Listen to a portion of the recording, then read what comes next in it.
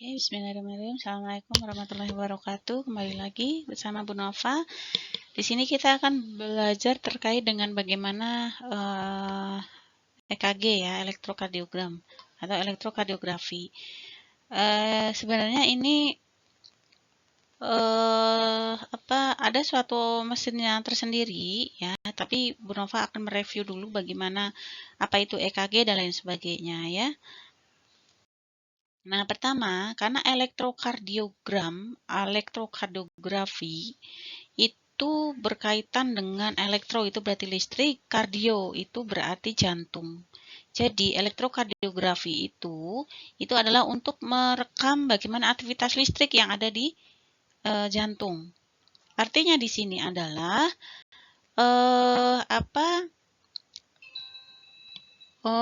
untuk melihat bagaimana sistem konduksi yang ada di jantung. Nah, ini anatominya ya, ada ruang-ruangannya, ada katup-katupnya dan lain sebagainya. Nah, ini pembuluh darah yang ada di koroner ya, ada di jantung ya. Ada arteri ya, ada vena gitu ya. Nah, ini contoh pembuluh darah yang ada di jantung yang mengalami penyempitan atau arteriosklerosis. Misalnya karena ada penyumbatan. Misalnya karena lemak yang lemak yang menumpuk, dia akan menghimpit, menekan pembuluh darah sehingga dia nanti peredaran darahnya dia akan terganggu ya. Nah, sistem konduksi jantung itu dari avenut ya, ini avenut, kemudian ke SA node, terus kemudian ke bundel His, ke cabang-cabang bundel His sampai ke serabut Purkinje. Jadi inilah yang nanti akan bisa dilihat bagaimana aktivitas listrik jantung ya. Jadi aktivitas karena kan yang tubuh kita itu yang ada kelistrikannya itu sistem saraf dan jantung ya. Jadi potensial aksi atau kelistrikan itu yang ada di jantung itu bisa kita lihat dengan alat EKG. Nah, ini adalah sistem atau sifat dari jantung itu adalah ada otomatisasi, irama, konduksi, dan rangsangan. Jadi sifat yang otomatisasi dia mampu menimbulkan impuls secara spontan. Dia berdetak sendiri ya, otoritmik ya. Irama dia membentuk irama yang teratur. Loop dep loop dep loop dep misalnya seperti itu ya. Kemudian konduksi ini dapat menyalurkan impuls atau listrik tadi sampai dengan eksitasi atau rangsangan, dia akan bereaksi terhadap rangsang. Ya, makanya orang yang RJP atau bantuan hidup dasar yang RJP CPR itu kan kita tujuannya adalah untuk munculkan aktivitas listrik kembali ya, CPR itu. Makanya CPR itu kan disebut dengan resusitasi manual. Kalau resusitasi yang tidak manual itu dengan DC shock itu yang bentuknya seperti setrika kemudian kita tempelkan ya di jantung apex dan dasarnya ya, ada pedalnya yang seperti setrika itu, kemudian nanti kita tekan. Nah, itu nanti secara listrik itu nanti diharapkan konduksi atau aliran listrik yang ada di jantung akan pulih gitu ya. Nah, ini adalah bagaimana elektrofisiologi yang ada di jantung. Yang namanya potensial aksi itu pasti akan ada hubungannya dengan bagaimana ion-ion. Ya, karena ion-ion listrik, elektron-elektron itu dari natrium. Natrium itu dia berada di ekstraseluler, kalium itu di intraseluler, nanti natrium akan masuk, kalium akan keluar. Sehingga dia akan terjadi difusi di sini pertukaran natrium dan kalium. Nah, ini tekanannya akan berubah, tekanannya akan berubah ya, gitu. Nah, sehingga dengan tekanan Anda akan berubah ini nanti akan menimbulkan suatu grafik. Ya, akan menimbulkan suatu grafik. Nah, grafik itulah yang nanti bisa kita lihat secara kasat mata dengan menggunakan alat yang namanya EKG, elektrokardiografi ya. Nah, Ini elektrokardiogram, sistem konduksi ini dalam miokardium atau otot jantung itu terdapat beberapa sel. Namanya adalah pacemaker. Makanya pasien jantung itu kan ada yang lakukan pemasangan pacemaker, yaitu untuk menimbulkan bagaimana supaya iramanya jantungnya itu dia stabil, ya, sehingga dia nanti mampu secara otomatis membuat potensial aktif secara depolarisasi dan repolarisasi. Nah, sistem konduksi ini berasal dari SA node atau sinoatrial nodus terletak pada pertemuan antara vena cava superior dan vena cava inferior. Ya, maaf, vena cava superior dengan atrium kanan. Nah, di sini ini biasanya impuls yang dihantarkan oleh SA node dari vena cava superior ke atrium kanan itu dia memiliki frekuensi itu 60 sampai 100 kali per menit, itu sama dengan nadi kita normal itu kan segitu ya. Kemudian yang kedua adalah AV node. Ini dari dinding posterior belakang sampai ke atrium kanan, dia impulsnya 40 sampai 60. Kemudian bundle His ya, dia ada bundle His cabang kanan dan ada cabang kiri. Nah, bundle His ini merupakan kelanjutan dari AV node yang menembus jaringan pemisah miokardium atrium dan miokardium ventricle. Ya, sehingga sampai akhirnya dia akan sampai di serabut Purkinje. Serabut Purkinje ini dia dapat menghantarkan impuls sebanyak 20 sampai 40 kali per menit. Ya, memang semakin ke ujung ya semakin kecil hantarannya ya. Kalau masih di SA node di awal pintu gerbang konduksi awal ya dia masih 60 sampai 100. Akan turun di AV node 40 sampai 60 sampai di serabut Purkinje 20 sampai 40. Nah, ini bentuknya seperti ini. Pasien akan terpasang kabel ya, elektroda-elektroda di bagian-bagian tertentu. Ini nanti di jantungnya akan bisa melihat seperti ini secara aspek selulernya. Secara molekulernya nanti dia akan ada suatu enzim-enzim yang nanti akan dikeluarkan dan lain sebagainya, yang sehingga nanti akan bisa melihat aktivitas listrik yang ada di jantung. Nah, apa sih EKG atau elektrokardiografi itu? Apa bedanya dengan EKG elektrokardiogram? Elektrokardiografi itu ilmunya, ilmu yang mempelajari aktivitas listrik jantung, itu grafi. Nah, gram itu grafiknya, ya, suatu grafik yang menggambarkan bagaimana rekaman listrik jantung, gitu ya.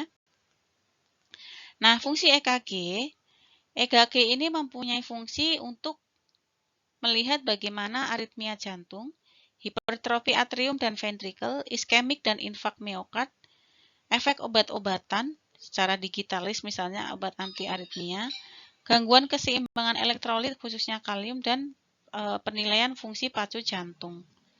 Jadi banyak ya fungsinya untuk fungsi EKG ini. Ini tadi sudah ya, apa itu bedanya elektrokardiografi, berarti ilmunya. Elektrokardiogram itu grafiknya. Elektrograf ya, maaf, graf. Elektrokardiograf itu grafiknya, kalau gram itu mesinnya. Ya, ada grafi ilmunya, gram mesinnya, graf itu grafiknya. Tadi ini fungsi EKG sudah Bu Nova sampaikan di awal ya. Nah, mesinnya ini dibagi menjadi 3. Travel dan multiple. Ya. Ini hanya untuk pengetahuan saja, kita tidak harus tahu bagaimana yang single, travel, dan multiple ya. Nah, ini biasanya kita gunakan kan yang ini ya. Nah, ini biasanya seperti ini ya. Di mana mesin EKG itu ada tombolnya, seleksi stabilizernya, ada catering device-nya, ada standardization control device-nya, ini untuk mengukur kecepatan voltase. Ya. Kemudian mesin lebih modern ini ada patch writer-nya, ada pembacanya sekalian. Jadi bisa menginterpretasikan itu hasilnya apa gitu ya. Itu kalau yang canggih.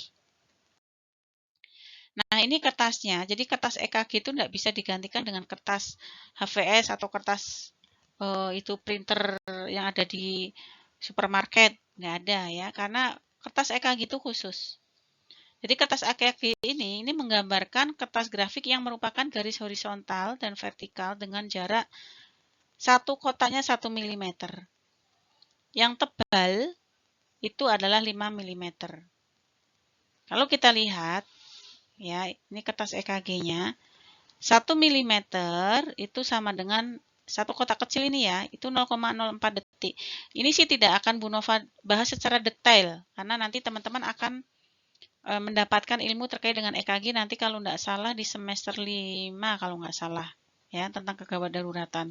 Bagaimana cara menginterpretasi dari EKG. Tapi yang Bu Nova ingin tonjolkan di sini bagaimana instrumennya. Ya. Nah, yang kotak besar itu adalah 5 mm di mana dia memiliki memiliki nilai 0,2 detik. Itu untuk yang horizontal. Yang vertikal itu menggambarkan voltase. Jadi kalau yang horizontal menggambarkan waktu, yang vertikal itu menggambarkan voltase. Di mana satu kotak kecil, satu kotak itu 1 mm itu sama dengan 0,1 mV. Ya, sedangkan yang setiap 5 besar itu setengah milivolt. Ya. Nah, ini gambaran EKG kertasnya kan seperti ini nih. Jadi kalau kotak-kotak kecil-kecil ini kalau kita perbesar, satu kotak kecil itu 1 mm 0,4 detik, yang 5 kotak kecil itu disebut dengan satu kotak besar. Ya, karena isinya 5 yang tadinya 0,1 sehingga tinggal ditambah aja. Berarti kan ketemunya tadi kan satu kotak kecil 1. Jadi kalau satu kotak besar itu terdiri dari 5 kotak kecil. Jadi tinggal ditambah aja 1 tambah 1 tambah 1 tambah 1 tambah 1 jadi ketemu 5. Tinggal dikali 5 berarti 0,2 detik.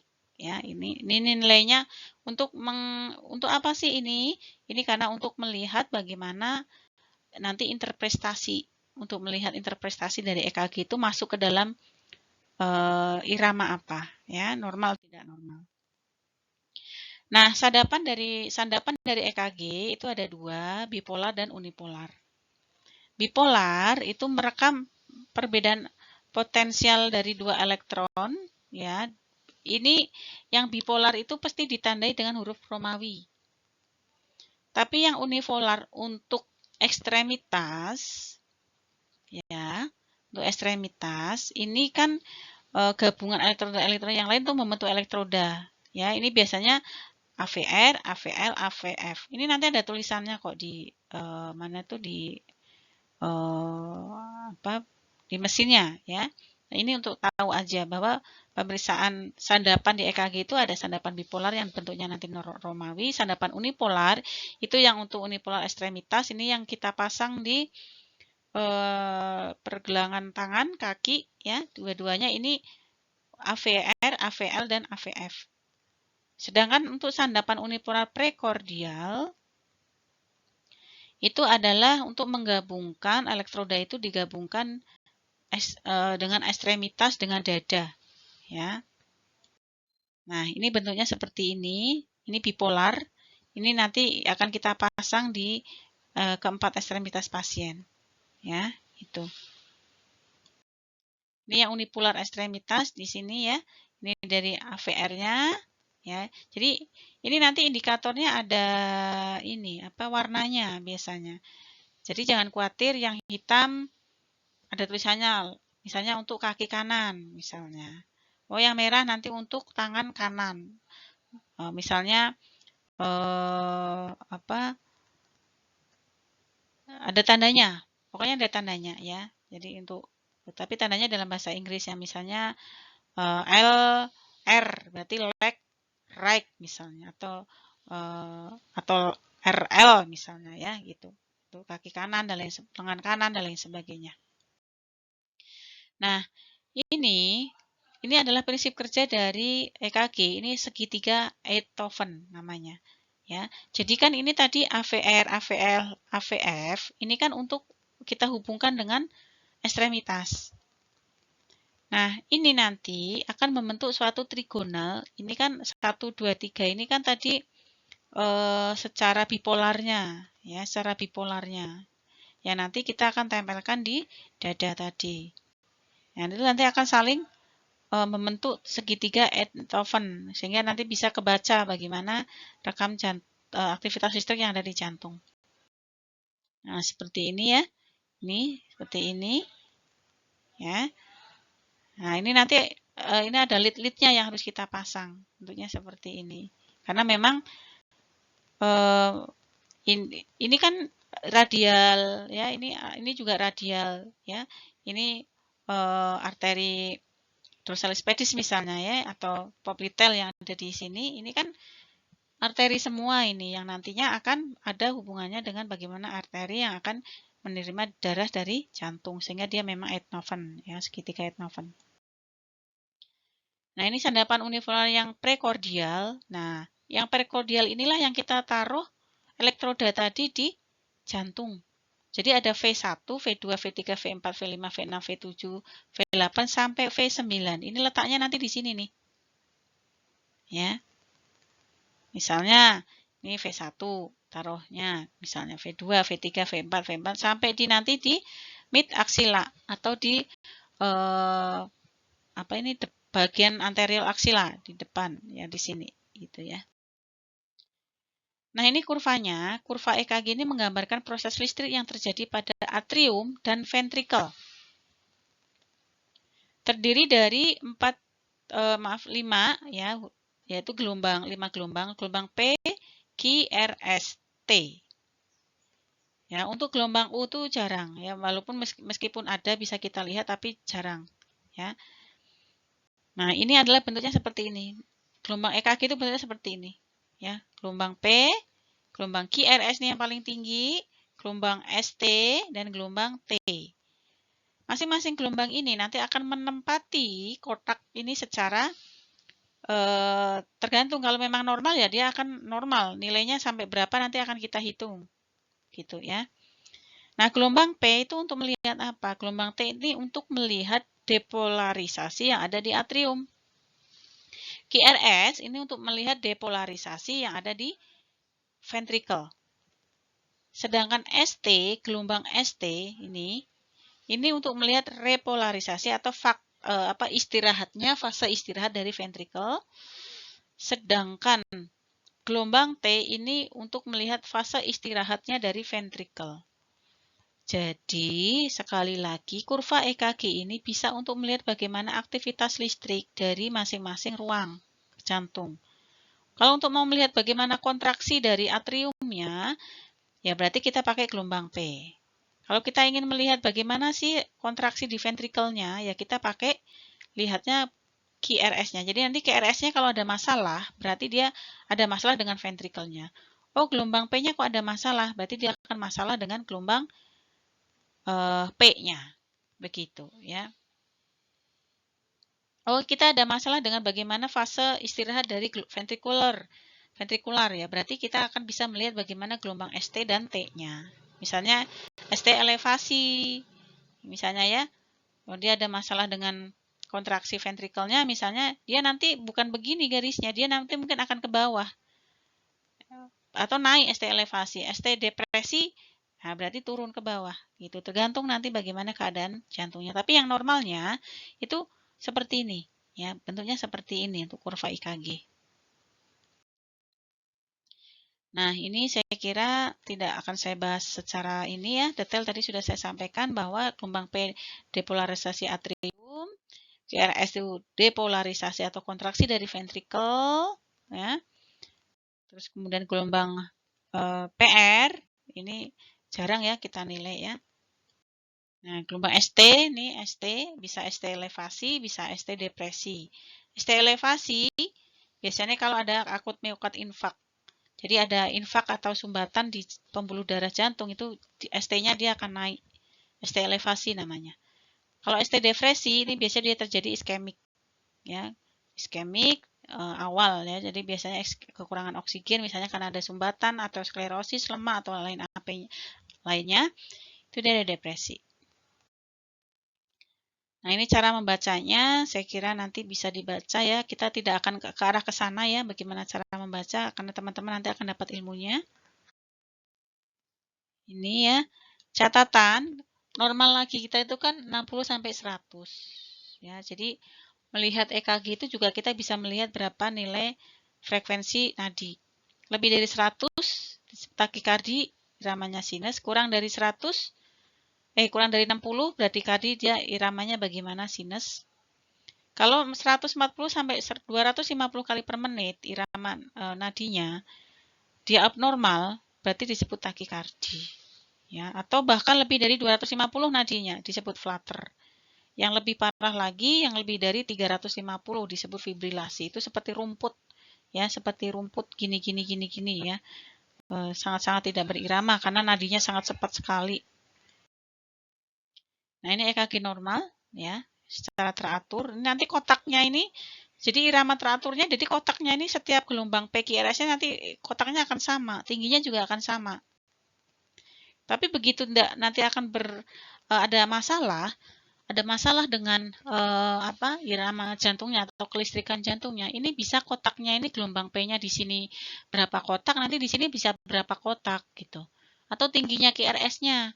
Ini ada di sini, nanti kalau dia nggak normal dia bisa di sini atau bahkan dia bisa naik banget gitu. Ya, tergantung. Nah, ini cara menghitung frekuensi dari nilai EKG, frekuensi nadi. Ya. Jumlah kotak besar dalam 60 dibagi dengan jumlah kotak besar untuk rentang gelombang dari R ke R. Ya. 1500 berarti ini kita kalau mau pakai kotak kecil, ya berarti kotak kecil dalam 60 detik dibagi dengan kotak kecil antara R dengan R. Nah, gitu ya. Dihitung aja nanti di dalam kotak-kotaknya. Tapi ini tidak Bu Nova detailkan ya, karena nanti kita ini hanya berbicara tentang alat saja. Nah, alat yang harus disiapkan adalah mesin EKG sendiri, 12 lead. 12 lead kan terdiri dari tadi elektroda tadi ada Romawi 1, 2, 3, AVR, AVF, ya, VL, kemudian V1, ya, sampai V6 misalnya begitu, ya. Itu. Nah, lead-leadnya ini tadi, kemudian elektrodanya, kita harus punya elektroda yang nanti ditempelkan di dada pasien. Kalau memang perlu ya kita lakukan pisau cukur, perlu siapkan pisau cukur kalau memang banyak rambut-rambut yang menghalangi. Alkohol, jadi untuk ekstremitas atau dada yang akan kita tempel elektroda itu harus kita lakukan desinfektan dulu supaya tidak mengganggu, dan logam-logam harus kita singkirkan. Jadi kalau kita memasang EKG pada pasien, kok pasiennya memakai kalung, gelang kaki misalnya atau gelang tangan, atau dia kalung menempel di dada, itu harus kita lepas karena kan dia logam. Ya, nanti dia akan bisa mempengaruhi bagaimana ya gambaran EKG gitu ya. Kemudian berikan gel. Setelah kita bersihkan dengan alkohol, kita kasih gel baik itu di dada dan di ekstremitas, di pergelangan-pergelangan ekstremitas. Nah, nanti bentuknya seperti ini, kita tempel elektrodanya V1, ya, V2, V3, 4, 5, 6 sampai di mid aksila sini, ya. Nah, ini biasanya sudah ada indikasinya LA misalnya untuk arm left, ya, atau lengan kiri. RL, ya, misalnya untuk lengan kaki leg right, kaki kanan. Itu warnanya hijau. Atau kaki kiri, leg left leg misalnya ya, hitam. Nah, ini sudah ada indikatornya di di kabelnya itu ya, ada indikatornya dia harus dipasang di mana. V1 ini V1 nanti juga ada tulisannya di ujung kabelnya itu ada tulisannya V1, kita taruhnya di mana? Di IC keempat pasien. Tinggal kita lakukan dari klavikula ini, kita hitung interkostalnya 1, 2, 3, 4, taruh V1 di situ. Di sebelah kanan, V2 di sebelah sejajar, tapi dia taruh di yang sebelah kiri. V3 kita letakkan di antara pertengahan interkosta ke antara V2 dan V4 ya. Kita letakkan V3 di situ. V4 kita letakkan di interkosta kelima. V5 itu di mid anterior, di anterior aksilaris, baru yang keenam dia di tengah-tengah di sini, di tengah-tengah aksila, kita tarik ke bawah ya. Nah, itu yang bisa Bu Nova sampaikan sekilas terkait dengan EKG. Nanti untuk prakteknya di kampus tuh ada namanya mesin EKG, tapi kita tidak belajar tentang bagaimana cara menginterpretasikan ya, karena ada mata kuliahnya tersendiri ya. Itu yang bisa Bu Nova sampaikan. Atas kurang lebihnya Bu Nova mohon maaf. Terima kasih. Wassalamualaikum warahmatullahi wabarakatuh.